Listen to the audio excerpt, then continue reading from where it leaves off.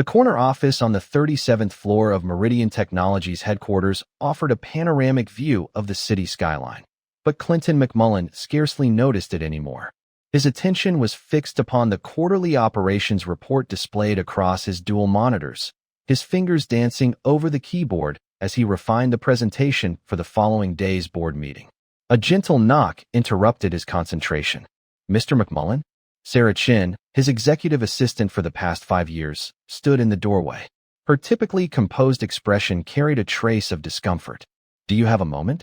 Clinton gestured for her to enter, noting the slight hesitation in her step. Over the years, Sarah had proven herself invaluable, efficient, discreet, and, above all, honest. This uncertainty in her demeanor was unusual. "What's on your mind, Sarah?" She closed the door behind her, another sign of concern. "Sir, I'm not entirely certain whether I should mention this, but given how long we have worked together," she took a steadying breath. "I saw Mrs. McMullen yesterday at the Grand Somerset Hotel." Clinton's fingers stilled above the keyboard. "The Somerset? Tanya is in Oregon, visiting her mother." "I know, sir. That is precisely why I felt I should." Sarah shifted uneasily. She was with a man. They appeared intimate. The temperature in the room seemed to drop several degrees. Clinton maintained his outward composure, even as his mind began swiftly cataloging details. Tanya had departed for Oregon 3 days earlier, claiming her mother had suffered a bad fall. The same mother who had called their home phone just yesterday, asking to speak with Tanya about an upcoming family reunion. "Did you recognize the man?" "Yes, sir. It was Gregory Walsh, from Helix Pharmaceuticals. He has attended several of our charity galas." Clinton recalled Walsh as a tall, silver-haired man whose artificial charm seemed honed through countless corporate networking events. He had noticed the man's lingering glances directed at Tanya during the previous Christmas gala, but had dismissed them as mere social pleasantries. "Thank you, Sarah. I appreciate your discretion in bringing this to me directly." After Sarah departed, Clinton opened his browser and entered Gregory Walsh Helix Pharmaceuticals into the search bar. The results painted a vivid portrait. CEO of Helix's East Coast operations, twice divorced, known for aggressive corporate takeovers and an equally aggressive pursuit of younger women. At 57, he was 12 years older than Clinton. Clinton's next call was to Marcus Blackwood at Sentinel Private Investigations. "Marcus, it's Clinton McMullen. I need your services, and I require absolute discretion." "Always, Mr. McMullen. What are we looking into?" "I need surveillance on my wife, Tanya McMullen. Full coverage, phone records, emails, credit card statements, physical surveillance. I want to know everywhere she goes and everyone she meets." "Understood. What's the timeline?" "Start with the past 6 months, but be prepared to go back further." "And, Marcus, I want particular attention paid to her interactions with Gregory Walsh from Helix Pharmaceuticals." "We'll get started immediately. First report within 48 hours." Clinton ended the call and leaned back in his chair, his mind already constructing contingency plans. 20 years of marriage, built on what he had thought was an unshakable foundation. He reflected on the sacrifices, the 60-hour work weeks, the missed vacations, all taken to secure their position. The 5-bedroom house in Westbrook Hills had not come cheap, nor had Emma's private school tuition. Emma, his 15-year-old daughter, flashed into his thoughts. She had been distant lately, spending more time at friends' houses, offering one-word answers to his questions about school and activities. He had attributed it to typical teenage behavior, but now that suspicion had taken root, he wondered. That evening, Clinton maintained his usual routine. He arrived home at 7 o'clock, greeted Tanya with a kiss, and inquired about her mother's health over dinner. "Mom's doing better," Tanya replied, pushing her salmon around the plate. "The doctor says she just needs to be more careful about using her walker." Clinton watched his wife of 20 years lie to his face with practiced ease. Tanya had always been beautiful. Honey blonde hair, green eyes, the kind of figure that turned heads at charity galas. But now he noticed other details. The expensive new tennis bracelet she hadn't mentioned buying. The subtle way she checked her phone beneath the table. "That's good to hear," he said, taking another bite of salmon. "We should plan to visit her soon, as a family." A flicker of anxiety crossed Tanya's face. "Oh, you know how busy work keeps you, dear. Besides, Emma has her school commitments." Emma, who had been silent throughout dinner, stood abruptly. I need to finish my history project. May I be excused? After dinner, Clinton waited until Tanya was absorbed in her book club group chat before climbing the stairs to Emma's room. The door was closed, the faint sound of pop music escaping through the expensive soundproofing he'd had installed the previous year. He knocked twice. Come in. Emma sat cross-legged on her bed, textbooks spread around her. Her long dark hair, so different from his brown or Tanya's blonde, was pulled back in a messy bun. She barely looked up from her phone. How's the project coming along? Fine. Clinton surveyed the room, his eyes resting on the new designer handbag draped over her desk chair. That's a nice bag. Oh, Mom got it for me for getting good grades. The bag was a Chanel, worth at least $4,000. Not the kind of impulse purchase Tanya would make without discussing it with him first, even with their comfortable lifestyle. I'm glad you're keeping your grades up, he said. He paused at her desk, his gaze catching on the leather-bound journal partially hidden beneath a stack of papers. A geometry textbook lay open on the desk. Well, don't stay up too late, he had said. Later that night, after Tanya had gone to bed, Clinton returned to Emma's room. The journal was exactly where he had seen it, its pages filled with his daughter's neat handwriting. May 15th. Uncle Greg took Mom and me shopping today. He got me the Chanel bag I have been wanting forever. Mom says we cannot tell Dad because he is weird about expensive gifts. I do not get why we have to keep hiding things. Uncle Greg makes Mom happy, way happier than Dad ever does. I wish she would just tell Dad and end this pretense. June 3rd. Another business dinner with Mom and Uncle Greg. He has already promised to buy me a car for my 16th birthday. Mom says we will figure out how to explain it to Dad, but honestly, I am tired of all the lies. Clinton closed the journal, his hands steady despite the rage building in his chest. His daughter, his little girl, who used to wait by the door for him to come home from work, was complicit in her mother's affair. The next morning, Clinton called Marcus again. I need you to expand the investigation. I want everything you can find on Tanya's past. Go back to the beginning of our marriage. Marcus's first report arrived 3 days later, delivered in a plain manila envelope to Clinton's office. The contents were worse than he had imagined. Gregory Walsh was not Tanya's first indiscretion. There had been others: David Cooper, a tennis instructor, in 2010, Michael Reeves, a neighbor's recently divorced brother, in 2013, and most damningly, James Martinez, her boss at the advertising firm where she had worked in 2001. The Martinez connection sent Clinton diving into old records. He remembered that period clearly. Tanya had taken a week-long business trip to Miami in March 2001, returning tanned and distant. 9 months later, Emma was born. Clinton accessed Meridian's medical database, pulling up the results from their annual health screenings. His own blood type was AB negative. Tanya's was O positive. Emma's, the blood type listed in her emergency contact information, was B positive. A basic understanding of genetics was all it took. It was biologically impossible for him to be Emma's father. The revelation should have destroyed him.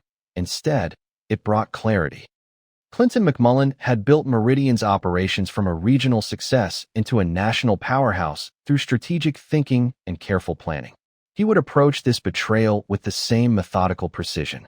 Over the next week, he gathered evidence. Marcus provided photographs of Tanya and Gregory at the Somerset, credit card statements showing matching charges at hotels and restaurants, and email exchanges recovered from a secret account. The investigator also uncovered Gregory's pattern, pursuing wealthy married women, lavishing them with gifts, then discarding them once the excitement faded. Clinton's lawyer, Richard Sterling, reviewed the evidence with a grim expression. "This is comprehensive," Richard said, closing the thick folder. "With this documentation, you could take her for everything in the divorce." "That's not my goal." Clinton's voice was calm. "I want to disappear." "Disappear?" "Meridian is opening the new Seattle division. I'll take the transfer, leave the house, the cars, most of the assets. But I want the divorce papers served after I'm gone, along with proof of her infidelity." Richard frowned. "Clinton, you have the upper hand here. Why give her an easy out?" "Because I want her to live with what she's done.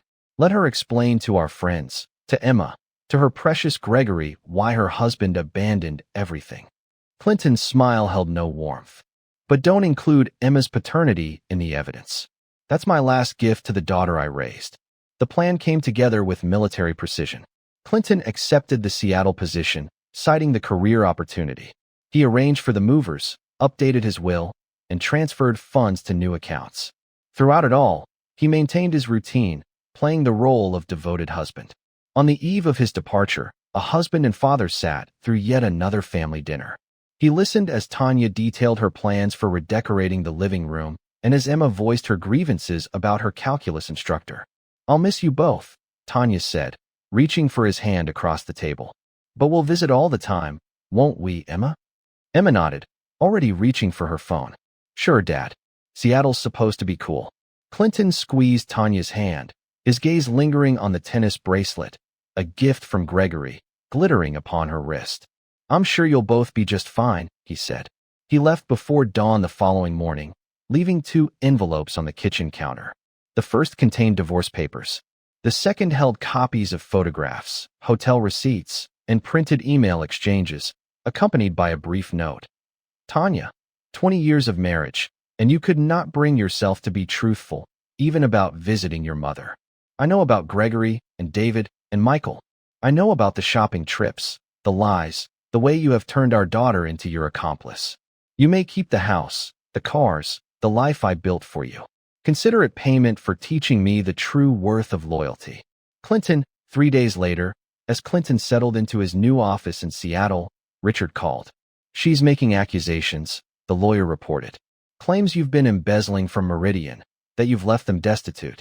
She's playing the victim masterfully. Several of your neighbors have already offered her financial assistance. And Emma, she's backing her mother's account, posted quite a tirade on Instagram, calling her father a thief and a coward." Clinton gazed out his office window, recalling all the bedtime stories, school plays, and father-daughter dances. "Send me the documentation proving all assets were legally obtained and properly declared," he instructed. "Ensure the board receives copies as well." "What about Emma's posts? Should I have them removed?" "No," Clinton replied, his reflection in the glass showing shoulders squared and jaw firm. "Let them tell their stories. The truth has a way of outlasting lies." He ended the call and turned to his computer, where Meridian's West Coast expansion plans awaited his attention. In the end, Tanya had given him something valuable, freedom from the illusions he had built. He had constructed one successful life from nothing. He could do it again. Seattle, 2017.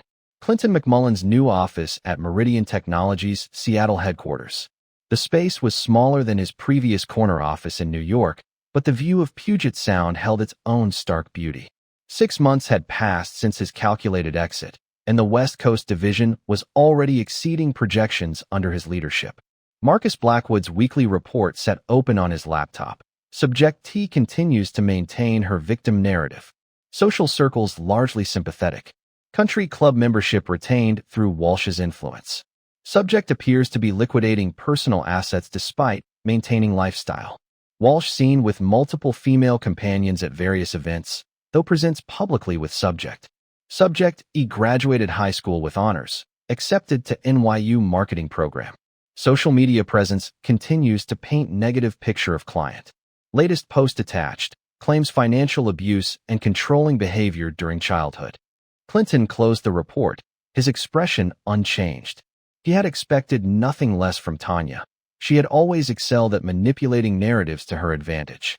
The country club membership did not surprise him either.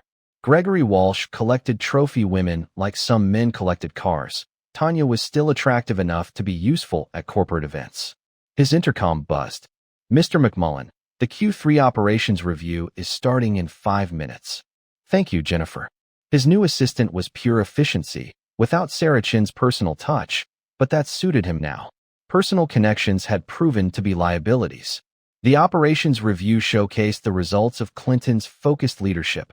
West Coast revenues up 32%, operating costs down 18%. 3 new strategic partnerships were secured. The board members attended virtually, their faces displayed on the conference room screen showing increasing approval as he detailed his plans for expansion into emerging technology markets. "Impressive work, Clinton," said Howard Thorne, the board chairman. "Very different from the East Coast Division's recent challenges." Clinton allowed himself a small smile. He had heard about Meridian's New York operation struggling since his departure. Gregory Walsh's attempts to leverage Tanya's accusations had backfired when the board received Clinton's meticulously documented financial records. Thank you, Howard. I believe in letting results speak for themselves. After the meeting, Clinton reviewed another email from Richard Sterling. Tanya's lawyer is pushing for additional asset discovery. Claims there must be hidden accounts based on your sudden lifestyle change. I have provided documentation showing all assets were properly declared in the divorce. Walsh's involvement is becoming more obvious, seeing his usual aggressive tactics. On a related note, Emma's social media campaign has gained traction in certain circles. Several news outlets have reached out for comment on the allegations of financial manipulation and abandonment. How would you like to proceed? Clinton's response was brief, no comment. Forward any media inquiries to Meridian's PR department. Continue monitoring Walsh's involvement. The year was 2019. The Seattle division's success had exceeded even Clinton's expectations. His promotion to executive vice president came with a corner office on the top floor and a clear path to CEO. He maintained his routine, 14-hour workdays, healthy meals delivered to his office, regular gym sessions at 5 a.m. His body was leaner now, hardened by purpose rather than mere discipline. Marcus's quarterly report brought unexpected news. Walsh's involvement with Subject T appears strained. Multiple witnesses report public arguments at social events. The subject's attempts to secure a position on the Helix Pharmaceuticals charitable board were rejected. Walsh has been seen regularly with Jessica Chin, a 28-year-old junior executive at a rival firm, who is scheduled to graduate from NYU next month and is currently interning at Walsh's company. The relationship with the subject, Tanya, shows signs of tension, with multiple social media posts deleted and fewer public appearances together. Clinton archived the report without comment. He had expected Walsh to discard Tanya eventually. Men like him always did. The timing coincided with Tanya's 45th birthday, and Walsh had never kept a woman past a certain age, as his divorce records indicated. That evening, during his usual review of company operations, Clinton noticed an irregular pattern in the East Coast pharmaceutical accounts. A deeper dive revealed attempted probes of Meridian security systems originating from the Helix Pharmaceuticals network. He called Richard. I need a discrete audit of all interactions between Meridian and Helix over the past 3 years. Focus on Gregory Walsh's division. You think he's planning something? Walsh never accepts defeat gracefully, and he's running out of ways to maintain his lifestyle. Helix's stock has dropped 40% since the failed merger with Princeton Biotech. The audit revealed what Clinton had suspected. Walsh was laying the groundwork for a hostile takeover attempt. The man had always overestimated his own cleverness. Clinton prepared countermeasures methodically. Every questionable transaction, every attempted system breach, and every corporate espionage attempt was documented and time-stamped. He added the files to his growing collection of evidence against Walsh, an insurance policy that was becoming more valuable by the day. In the year 2021, Clinton's promotion to CEO of West Coast Operations came with a profile in Seattle Business Monthly. The photographer captured him at his desk, the Seattle skyline behind him, his expression focused and unyielding. The article praised his revolutionary approach. In the realm of corporate efficiency and sterling reputations for ethical leadership, the very week Emma graduated from NYU, Clinton observed the ceremony via live stream. He noted how she had grown to resemble James Martinez, the same strong jawline, the same dark eyes. She had inherited Tanya's gift for public performance, beaming for photographs with her mother while accepting her diploma. Clinton's alimony had funded it all. Marcus's report arrived, accompanied by images of Emma beginning her employment at a prestigious New York marketing firm. There were pictures of Tanya attending charity events alone, functions she had previously attended with Walsh. Walsh himself appeared with his new girlfriend at the mayor's ball. The report detailed Tanya's attempts to maintain her social standing without Walsh's support. Multiple credit cards declined at high-end retailers, a mortgage refinancing application rejected. Her social media posts about clients had decreased, yet she continued to reference recovering from a toxic childhood. Meanwhile, Walsh's company exhibited signs of financial distress. 3 board members had resigned last quarter, and the SEC was investigating irregular trading patterns. Clinton forwarded the report to Richard with a single inquiry. Time to apply pressure? The lawyer's response was immediate. Not yet. Let them dig deeper. The year was 2023. In Seattle, the weather mirrored Clinton's mood as he reviewed the morning briefings. Meridian's West Coast division had just acquired their largest competitor, cementing their market dominance. The board was discussing expanding his role to global operations. Jennifer's voice came through the intercom. "Mr. McMullen, there's a young woman here insisting on seeing you. She doesn't have an appointment, but she says she's your daughter." Clinton pressed the button. "How long has she been waiting?" "About 20 minutes. Should I call security?" He checked the security feed on his laptop. Emma stood in the reception area, clad in designer clothes that appeared less polished than her social media posts suggested, her hands clutching an oversized bag. 8 years had transformed her from a teenager into an adult, but her expression betrayed a familiar intensity. Tanya's posture still showed the influence of practiced grace, masking the desperation she sent forth. Just then, Emma burst through the door, her composed facade cracking. "How dare you ignore my messages? Do you have any idea what we've been through because of you?" Clinton observed her calmly. "Close the door if you're planning to continue shouting." She slammed it shut. "Mom is sick. She has cancer. We can't afford the treatments because you cleaned out all the accounts when you ran away. And now I'm supposed to be planning my wedding, but we can barely make rent." "Sit down, Emma. Don't you dare act all corporate and cold. You abandoned us. You destroyed our lives because you couldn't handle Mom being happy with someone else." Clinton opened his desk drawer and removed a thick folder, its contents organized with characteristic precision. "Before you continue this performance, you should know who you're really asking for help." He laid out the photos first. Tanya with Walsh at the Somerset, timestamps proving her Oregon trips were lies. Credit card statements showed thousands spent on hotels and gifts. Email exchanges detailed their plans for a future together. "Your mother's happiness wasn't my concern," Clinton said, his voice level. Her honesty was. Emma's face paled as he continued laying out documents. "Stop it. I don't want to see, but you should see. You've spent 8 years spreading lies about financial abuse. Here are the alimony payments." He placed bank statements on the desk. "Here are the tuition payments for NYU. Here are the credit card statements showing your mother's spending after I left. Uncle Greg helped us when you abandoned Gregory Walsh." Clinton's laugh held no humor. "Let's discuss your Uncle Greg." More documents appeared. Walsh's involvement with 6 other married women, his pattern of discarding them when they aged or became inconvenient. Financial records showed his company's desperate attempts to stay afloat. "He dropped your mother when she turned 45, just like he dropped the others. His previous mistresses, just like Hill, were discarded. His current girlfriend cast aside when she grew too old or too costly." Emma's hands trembled as she lifted a photograph of Walsh with his new companion. He said he claimed he needed to focus on his business. Instead, he focused on replacing your mother with someone younger, just as he helped her replace me. Clinton's tone remained unwavering. But that is not the compelling part. The final documents detailed Walsh and Shauna's scheme to force me out of Meridian through fabricated allegations of fraud. Emails revealed their plan to use your social media posts to substantiate their narrative. They wanted my shares in the company. Your mother believed she would end up with a wealthy CEO rather than a mere COO. Walsh required Meridian's resources to salvage his failing enterprise.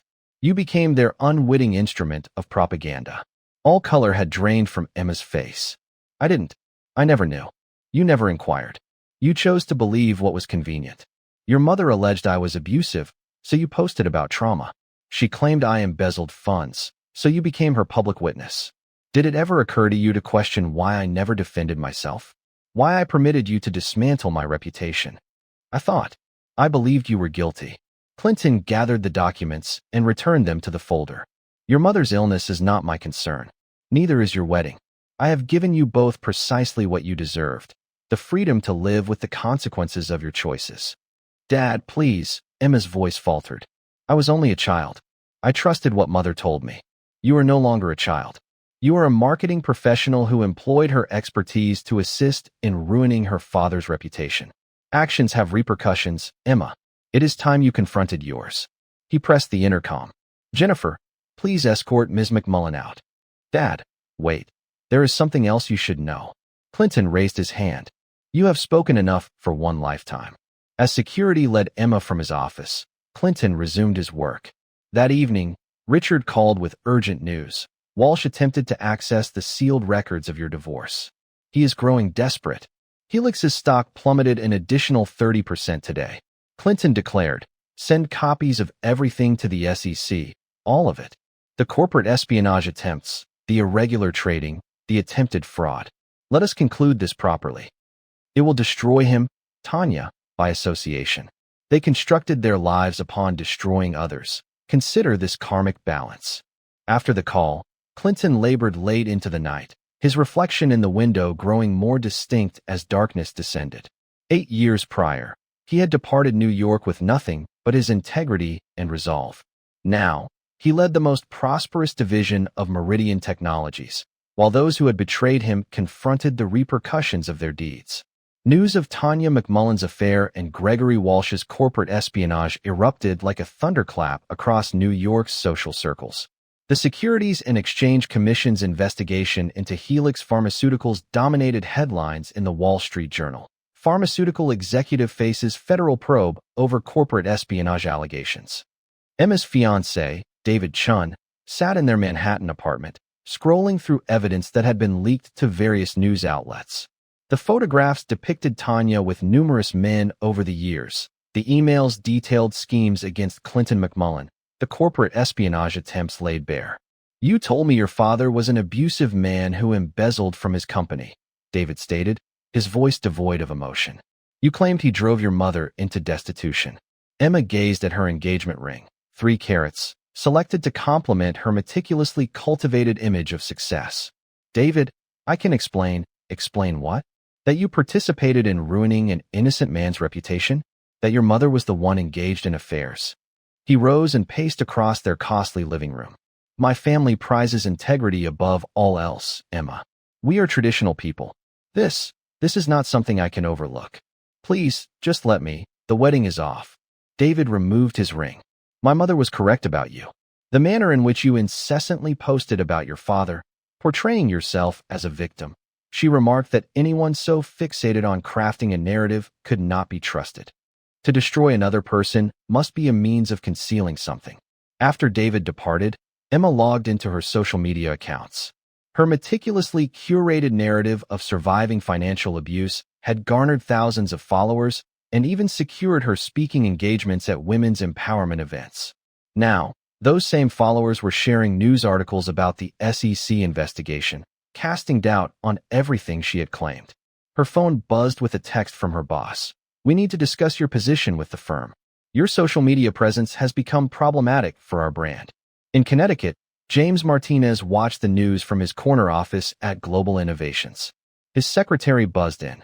Sir, there's a young woman named Emma McMullen insisting on seeing you. She says it's about a DNA test. Martinez's hand tightened on his desk. He had built his life with meticulous care after leaving the advertising world, CEO position, political connections, philanthropic image. A paternity scandal would dismantle everything. Tell her I'm in meetings all day, he replied. And Jennifer, that name should not appear in my calendar again. He immediately called his lawyer. I need ironclad deniability, whatever the cost. Tanya sat in her oncologist's office, the latest scan results displayed on the screen. The news was encouraging. The cancer had responded to treatment, but the medical bills had devastated her finances.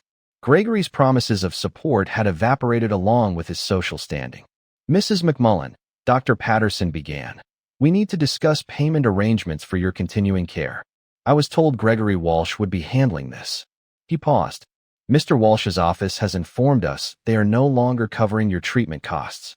Tanya's carefully maintained composure fractured. That's impossible. He promised. Perhaps you should explore other options. There are payment plans available. I'll call some friends, Tanya said, reaching for her phone. But the messages she sent went unanswered. Her social circle, once so eager to support the victim of Clinton McMullen's supposed financial abuse, had fallen silent. Having seen the evidence of her affairs, the photographs, the emails, the plots against her husband, Victoria Ashworth, her closest confidant, sent back one message. Please don't contact me again. My husband sits on 3 corporate boards. We can't be associated with this scandal. At Helix Pharmaceuticals, Gregory Walsh faced the board of directors.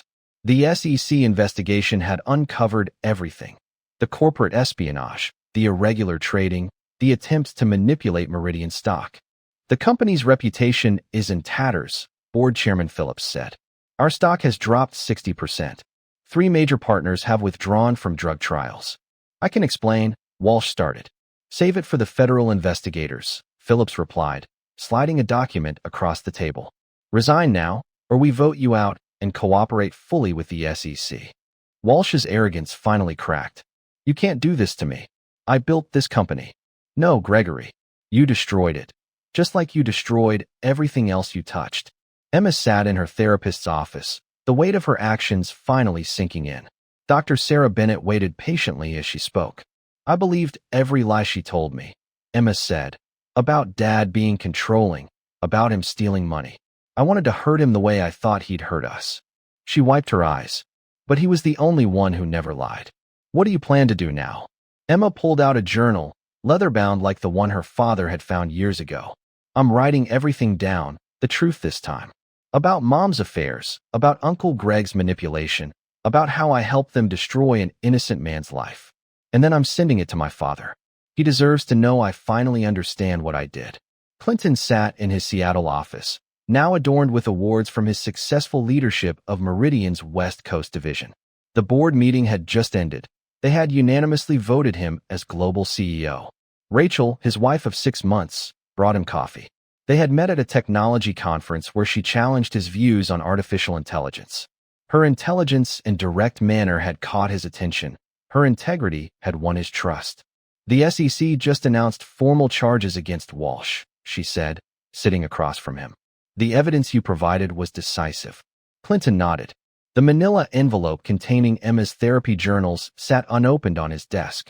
Are you going to read it? Rachel asked eventually. He turned to the window. Some things need time to settle. She's trying to make amends. Amends require more than words, Rachel. They require accepting consequences. His phone buzzed, another wedding invitation from Emma. The ceremony would be small, she wrote. No publicity, no social media, just truth and humility. Clinton marked it, returned to sender, without opening it. Some bridges weren't meant to be rebuilt. They served better as reminders of why we stopped crossing them. The Seattle Times ran a profile on Clinton McMullen, newly appointed global CEO of Meridian Technologies. The article praised his unwavering integrity and strategic brilliance in exposing corporate espionage while building the company's most successful division. In a small apartment in Boston, Emma read the article. Her marketing career was over. No firm would touch her after the scandal. She worked as a junior copywriter now, starting over with hard-earned humility. Her phone showed a news alert. Gregory Walsh had pleaded guilty to securities fraud. Another alert. James Martinez had stepped down from Global Innovations, citing personal reasons, after Emma's paternity claims gained media attention. In Connecticut, Tanya lived in a rented condo. Her luxury home sold to pay medical bills.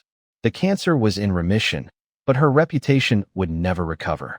Her friends had abandoned her, her lover had betrayed her, and her daughter had learned the bitter taste of truth. Clinton stood at the window of his new office in Meridian's global headquarters. Rachel worked beside him, reviewing acquisition proposals. We have built a partnership founded upon mutual respect and unwavering honesty. The board wishes to know if you will speak at the upcoming ethics conference. Rachel mentioned that your account of exposing corporate espionage has become a case study in business schools. Clinton smiled slightly. Sometimes the most valuable lessons come from allowing people to confront the consequences of their own choices. Clinton McMullen had learned long ago that some stains were never meant to be washed away. They were meant to serve as reminders of why we choose to walk away from the storm. On his desk, a new initiative awaited his signature, the Meridian Integrity Project, dedicated to exposing paternity fraud and corporate espionage. He had transformed his pain into purpose, his betrayal into a beacon for others. Clinton stood unmoved. He had built his life twice, first from nothing, then from betrayal. Each version grew stronger than the last, each choice vindicated by time and truth. Some called it revenge. Clinton called it justice. And justice, like karma, needed no explanation. Epilogue: the Manhattan social scene possessed long memories. At 60, Tanya McMullen Walsh lived in a modest two-bedroom apartment in Queens, far removed from her former Westbrook Hills mansion. Her carefully maintained beauty had faded, replaced by the harsh lines of someone who had lost everything worth keeping. She sat alone at her kitchen table, reading the latest Wall Street Journal profile on Clinton McMullen. Under his decade of leadership, Meridian Technologies had become a global powerhouse. The article praised his revolutionary approach to corporate integrity and highlighted the Meridian Integrity Project, which had exposed dozens of corporate fraud cases and supported countless victims of paternity fraud. Her phone buzzed, another call from a collection agency. The cancer treatments might have saved her life, but they had destroyed her finances. Gregory Walsh's promise to cover her medical bills had vanished along with his fortune after the SEC investigation. He had served 3 years in federal prison for securities fraud and corporate espionage. Now at 70, he lived in a retirement community in Florida, his empire reduced to Social Security checks and bitter memories. Tanya's former friends had made their choices clear. Victoria Ashworth, once her closest confidant, had written a tell-all book, The Art of Deception, My Years with a Social Climber. It had spent 6 weeks on the bestseller list, each page exposing another layer of Tanya's manipulations. Her phone rang again. Emma, calling from Boston. Mom, did you get the invitation to Jack's 5th birthday party? Tanya's grandson had her green eyes, but none of her deception. Emma had married Michael Crawford, an accountant who valued honesty above status. Their modest life was everything Tanya had once despised. I did, sweetheart, but I'm not sure. It's just family, Mom, a small gathering. Emma's voice held the careful tone of someone who had learned to measure trust in teaspoons. Michael's parents will be there, his sister, Kate. The unspoken name hung between them. Clinton wouldn't be there. He maintained his position on reconciliation through the years. Emma had learned to respect his boundaries, understanding that some bridges couldn't be rebuilt with apologies alone. In Seattle, Clinton's office at Meridian's global headquarters offered a view of the city he made his own. At 65, his hair had gone steel gray, but his presence remained commanding. The Wall Street Journal article sat on his desk beside newer achievements, honorary doctorates, humanitarian awards, and pictures of his family with Rachel. Their twin daughters, Sarah and Lauren, had inherited their parents' sharp minds and unwavering principles. At 16, they were everything Emma could have been: honest, direct, and fiercely loyal. Rachel entered with their morning coffee. A ritual 20 years of marriage had deepened their connection, each year adding layers of trust to their foundation. The Integrity Project's latest report is ready for review, she said, sliding a tablet across his desk. We have identified 3 new cases of corporate fraud and helped 20 families affected by paternity fraud last quarter. Clinton nodded, remembering the project's origins in his own pain. How is the university partnership progressing? He inquired. Harvard Business School wants to expand the case study program. Your stories have become required reading in their ethics curriculum. The corner of his mouth lifted slightly. Karma does have a sense of education, he remarked. His phone buzzed with Marcus Blackwood's quarterly report on the past players in his life's drama. Gregory Walsh was released from an assisted living facility after his second stroke. Medical bills depleted his remaining assets. He now resides in a state-funded care home in Tampa. James Martinez resigned from all board positions after paternity claims surfaced. He is currently living in Portugal, avoiding U.S. media. Subject team maintains a minimal lifestyle in Queens. Monthly medical bills exceed income. Attempts to publish a memoir were rejected by multiple publishers. Subject E continues copywriting work in Boston. A second child is expected in December. Social media presence remains minimal, focused on family photos and children's activities. Clinton archived the report. He had stopped reading them years ago for any emotional content. They were simply data points now, confirmation that choices had consequences. A reminder popped up on his calendar: Sarah and Lauren's science fair that evening. They developed a blockchain application for verifying corporate financial records, inspired by their father's work in corporate transparency. The girls want to stop for ice cream after the fair, Rachel said, reading his schedule. Lauren mentioned that new play by the waterfront. Clinton smiled, a real one this time. Let's make it dinner too, he said. They deserve a proper celebration. In a Tampa nursing home, Gregory Walsh stared out his window at the Florida sun. Copies of old business magazines sat untouched beside him. On his bedside table lay reminders of his former life as a corporate titan. His second stroke had left him partially paralyzed and dependent on state aid after his assets were drained by legal fees and settlements. His younger girlfriend had departed when the funds ran dry, and his children from previous marriages did not visit. His reputation, once his most valuable asset, had become a cautionary tale in business ethics courses. A nurse brought his evening medication. "Mr. Walsh, you have a visitor." Victoria Ashworth stood in the doorway, recorder in hand. "Hello, Gregory. Ready to tell your side of the story?" He turned away. Even his role in Tanya's downfall had been stripped from him, reduced to a chapter in someone else's exposé. Emma sat in her home office in Boston, completing an article for a small business newsletter. Her social media accounts, once filled with attacks on her father, now displayed only her children's milestones and family moments.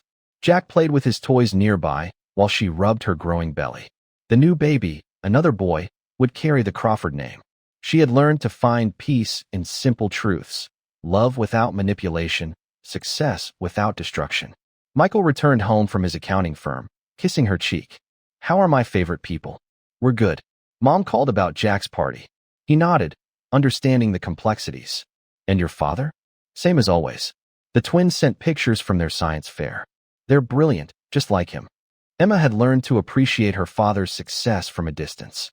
His new family represented everything she had helped destroy in her old one: trust, honesty, unconditional love. She opened her laptop, checking the Meridian Integrity Project's website. Her father's latest initiative had helped expose 3 major corporate fraud cases and provided support for dozens of families affected by paternity fraud. His pain had become purpose. His betrayal transformed into a legacy of truth. Clinton and Rachel hosted their gathering, surrounded by friends and loved ones, a testament to the bonds they had nurtured through adversity and growth. At the annual Employee Appreciation Dinner held at their Seattle home, the twins regaled guests with tales from their coding projects, while Rachel spoke of the Integrity Project's university partnerships. Howard Thorne, now retired from Meridian's board, raised a toast to Clinton McMullen, the man who transformed betrayal into a billion-dollar lesson in corporate integrity. Clinton surveyed the room: his wife, his daughters, the legacy of truth he had built.